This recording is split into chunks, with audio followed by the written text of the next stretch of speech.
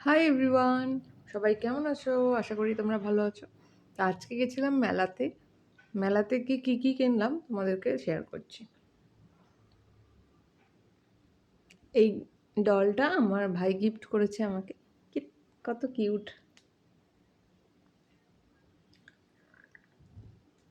আর কিনেছি গপু, আমার গপু সোনার জন্য পুচকু একটা ড্রেস, এরকম একটা।